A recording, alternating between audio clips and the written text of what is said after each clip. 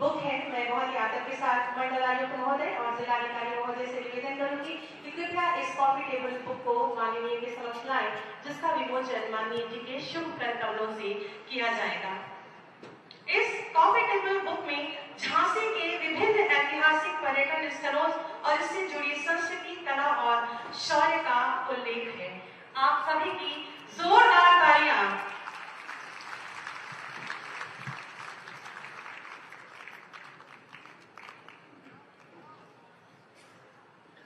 झांसी की धरती शौर्य, वीरता और बलिदान की कहानी कहती है। इसके विभिन्न पर्यटन स्थल, इसके किले और इसकी कला का इसमें उल्लेख किया गया है। आप सभी की जोरदार तालियां मंच तक पहुंचे। बहुत बहुत धन्यवाद माननीय। हमारे माननीय मुख्यमंत्री जी, जिनकी पहचान है उनकी पारदर्शी और दमदार कार्यशैली, सकारात्मक सोच, जिसका परिणाम है आत्मनिर्भर उत्तर प्रदेश, जो सुरक्षा, सुशासन और विकास की दिशा में नित्य नए सोपान चढ़ रहा है। प्रदेश के यशस्वी माननीय मुख्यमंत्री जी, जिन्होंने देश की दशा और दिशा दोनों बदल दी तथा जिनकी लोकप्रिय सामाजिक और आर्थिक नीतियों से प्रदेश में सकारात्मक परिवर्तन हुए हैं। उत्तर प्रदेश को $1 ट्रिलियन की इकोनॉमी बनाने को कृत संकल्प तथा नए शुभ संकल्पों से उत्तर प्रदेश को विकास की नई ऊंचाई तक ले जाने वाले हमारे यशस्वी माननीय मुख्यमंत्री जी से विनम्र अनुरोध करूंगी कि अपने उद्बोधन से हमें कृतार्थ करें, अपने आशीर्वादों से हमें धन्य करें।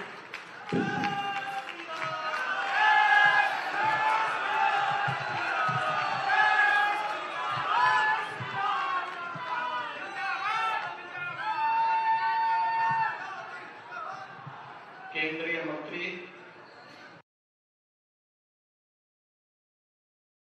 जी,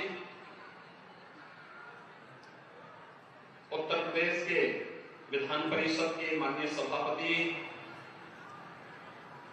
कुंवर मानवेंद्र सिंह जी, लोकप्रिय सांसद श्री अनुराग शर्मा जी, महापौर श्री रामतीर्थ सिंघल जी, जिला पंचायत के अध्यक्ष श्री पवन गौतम जी, मान्य विधायकगण श्री रवि शर्मा जी, श्रीमती रश्मि आर्य जी, श्री राजीव सिंह परिसा जी, श्री जवाहरलाल राजपूत जी, विधान परिषद की सदस्य श्रीमती रमा निरंजन जी, क्षेत्रीय अध्यक्ष श्री मानवेंद्र सिंह जी, प्रदेश सरकार की पूर्व मंत्री डॉक्टर सतीश चंद्र द्विवेदी जी, संत विलास शिवहरी जी, मुकेश शर्मा जी, जमुना प्रसाद कुशवाहा जी और आज के इस कार्यक्रम में उपस्थित झांसी के हमारे सभी विभिन्न सामाजिक, सांस्कृतिक, व्यापारिक और समाज के विभिन्न क्षेत्रों से जुड़े हुए हमारे सभी प्रबुद्धजन, उपस्थित भाइयों बहनों, मैं आप सबका आज के इस कार्यक्रम में हृदय से स्वागत करता हूं, अभिनंदन करता हूं।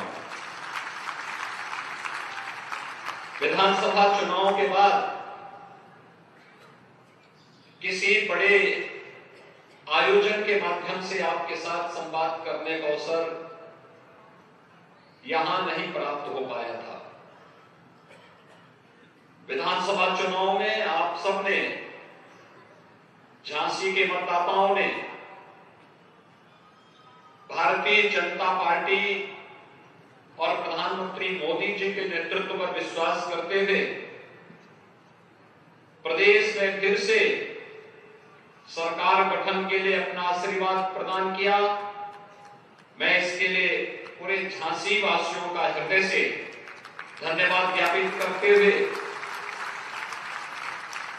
आज आप सबको 322 करोड़ रुपए से अधिक की परियोजनाओं का लोकार्पण और शिलान्यास करने का हमें यहाँ अवसर प्राप्त हुआ है। इसके लिए अपने सभी माननीय जनप्रतिनिधियों का मैं हृदय से उन्हें बधाई देता हूं और आप सबको इन योजनाओं के लिए आप सभी झांसी वासियों को हृदय से आपका अभिनंदन भी करता हूं।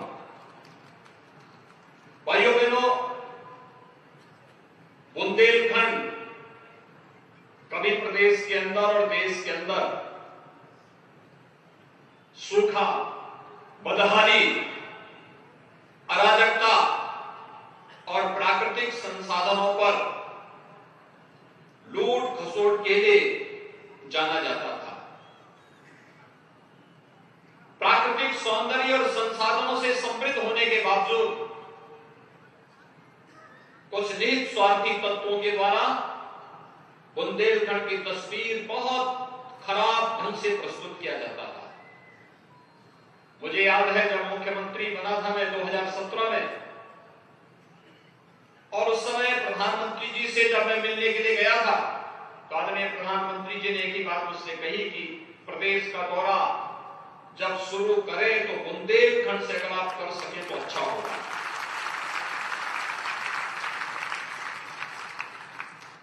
मैंने जानने का प्रयास किया कि आखिर बुंदेलखंडी क्यों।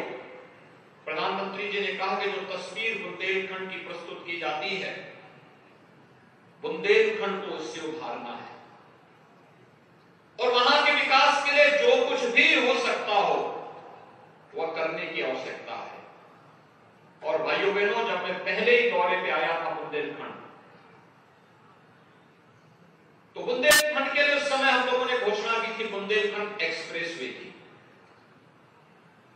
और उसके बाद आज बुंदेलखंड विकास की नई ऊंचाइयों को छूता हुआ दिखाई दे रहा है। बुंदेलखंड एक्सप्रेसवे को प्रधानमंत्री जी ने इसी वर्ष राष्ट्र को समर्पित कर दिया है। अब चित्रकूट से दिल्ली की दूरी सचमुच 5 घंटे में तय हो जाती है। ये वही बुंदेलखंड था जहां से आवागमन अत्यंत दुरूह था, आज दूरी घट चुकी है, आवागमन आसान हो चुका है।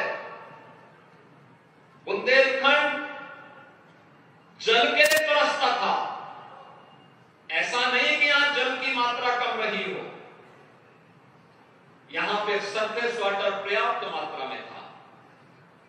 और हम आभारी हैं प्रधानमंत्री मोदी जी के, जब हम लोगों ने बुंदेलखंड की पेयजल की स्कीम को बनाया था, भारत सरकार ने जल जीवन मिशन को बनाया, और उसके बाद आज की स्थिति यह है कि बुंदेलखंड के हर गांव और हर घर तक शुद्ध आरओ का पानी पहुंचाने के हम नजदीक पहुंच चुके हैं, और बहुत शीघ्र बुंदेलखंड के हर घर में शुद्ध पेयजल की आपूर्ति हम लोग करेंगे। भाइयों बहनों, शुद्ध पेयजल की आपूर्ति का मतलब आधी से अधिक बीमारी का समाधान होना। शुद्ध पेयजल की आपूर्ति का मतलब व्यक्ति को जीने के लिए, ईज ऑफ लिविंग के उस लक्ष्य को और आसान बना देना। जो तमाम प्रकार की बीमारियां होती हैं उसमें प्रदूषित जल भी एक कारण है। और भाइयों बहनों, दवा का खर्चा बचेगा, घर में जल की उपलब्धता होगी, बहन और बेटियों को जल लेने के लिए 2 किलोमीटर, 4 किलोमीटर, 5 किलोमीटर और 10 किलोमीटर पैदल नहीं जाना पड़ेगा। बुंदेलखंड की बड़ी समस्या का समाधान उससे हुआ। डिफेंस कॉरिडोर के 2 महत्वपूर्ण नोड झांसी और चित्रकूट में बन रहे हैं। भारत डायनेमिक्स का एक महत्वपूर्ण यूनिट यहां पर स्थापित हो रही है। प्रधानमंत्री जी स्वयं यहां पर आए थे और उन्होंने इसका शिलान्यास का कार्य संपन्न किया था। और भाइयों बहनों, ये कार्यक्रम निरंतर चल रहा है। आज बुंदेलखंड में बेहतर कनेक्टिविटी हुई है, और उससे भी आगे बढ़ करके बुंदेलखंड के नौजवानों को नौकरी और रोजगार भी मिला है। बुंदेलखंड डकैती से मुक्त हुआ है, और बुंदेलखंड में माफिया और अपराधियों का बोलबाला समाप्त हुआ है। ये जो माफिया यहां पर गरीबों की संपत्ति पर कब्जा कर लेते थे, व्यापारियों की संपत्ति को हड़प लेते थे, सत्ता की धमक दिखा करके, प्रशासन को दरकिनार करके राह चलते हुए लोगों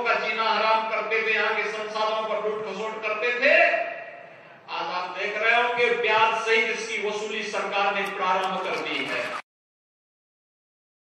माफिया कहीं भी छुपा होगा, कोई माफिया जिसने अवैध तरीके से सरकारी संसाधनों को लूटा होगा, किसी गरीब और किसी व्यापारी की संपत्ति पर कब्जा किया होगा, अगर अभी तक खाली नहीं हुआ है तो अब ब्याज सहित उसको खाली करवाने की तैयारी चल रही है। व्यापक पैमाने पे हम लोगों ने इस कार्रवाई को आगे बढ़ाना प्रारंभ कर दिया है। 2017 के पहले ये माफिया गरीबों के लिए, व्यापारियों के लिए संकट बने थे और सत्ता का धमक दिखा करके प्रशासन और पुलिस को भी प्रताड़ित करते थे। आज वही पुलिस इन माफियाओं के लिए काल बनकर के उतर चुकी है अब, और भाइयों बहनों, अब इनकी संपत्ति के लिए आवास बनाने का कार्य उनकी संपत्तियों पर करेंगे, महिला संरक्षण गृह बनाएंगे,